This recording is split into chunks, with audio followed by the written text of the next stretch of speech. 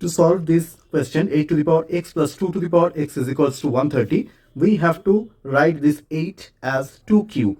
So we will write this as is equals to 130. Now we know that a to the power m to the power n can be written as a to the power n to the power n.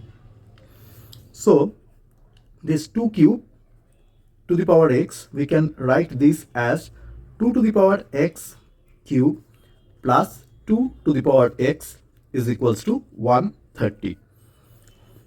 Now if we consider 2 to the power x is equals to m, then we can write this equation as m cube plus m is equals to 130.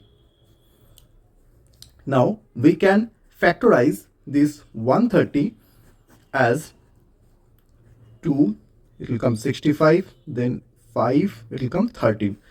So we can write 130 is equals to 2 into 5 into 13 or 13 into 2, 26, 26 into 5. So we can get this 130 to the left side of the equation and we get m cube plus m minus 130 is equals to 0. Now we can write this as n cube minus 25m plus 26m. See this m we are now writing as 26m minus 25m, that is equals to m, minus 130 is equals to 0. Or we can take m common from here and inside the bracket there will be m square minus 25 plus again 26 we can take common from the third and fourth terms, and inside the bracket there will be m minus 5, that is equals to 0. So this m square minus 25, we can write this 25 as this is equals to 5 square. So we can write this m square minus 25 as m square minus 5 square. So a square minus b square is equals to a minus b into a plus b. So we can write this as m minus 5 into m plus 5 plus 26 into m minus 5 is equals to 0. Now here we can take m minus 5 as common. This is the common term. So let us take m minus 5 common, and inside the bracket there will be m into m plus 5 from the first term, and from the second there will be 26. So this will be equals to 0. And we can write this as m minus 5, and inside the bracket m into m square plus m into 5, 5m plus 26 is equals to 0. So from here we can say either this term is equals to 0 or this term is equals to 0. So from the first one we can see if m minus 5 is equals to 0, then the value of m is equals to 5. Now if we can identify that this is a quadratic equation of the form ax square plus bx plus c is equals to 0, where we can write a is equals to the coefficient of the quadratic term, that is m square here. So this is 1. B is equals to the coefficient of m here, so that is equals to 5, and c is equals to the constant term, that is 26. So we get the determinant of this equation as b square minus 4ac.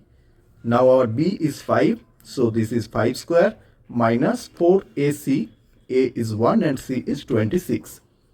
So we get 25 minus 4 into 26, and we don't need to calculate 4 into 26. Evidently this is less than 0 because 4 into 26 is definitely greater than 25. So this whole expression will be less than 0. Now if b square minus 4ac for a quadratic equation is 0, then there is no real root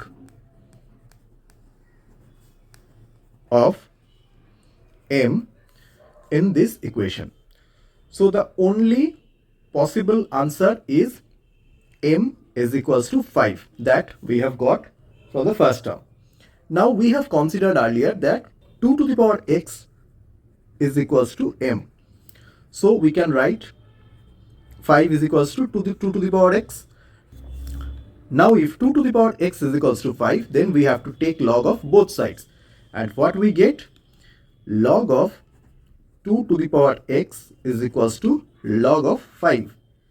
Now log of b to the base a, and if the power is x, then this x comes in front of logarithm and it is multiplied with the logarithm term. So x log b to the base a. Now we apply it here and this x will come in front of the logarithm. So it will become x log 2 is equals to log 5. I hope you have understood up to this. Now we can simply get is equals to log 5 divided by log 2 just by dividing both the sides with log 2. Now we have another formula of logarithm which says that log b divided by log a, if the base is same, then we can write this as log b to the base a. So this we can write x is equals to log of 5 to the base 2. This is the only answer to the equation that is given to us.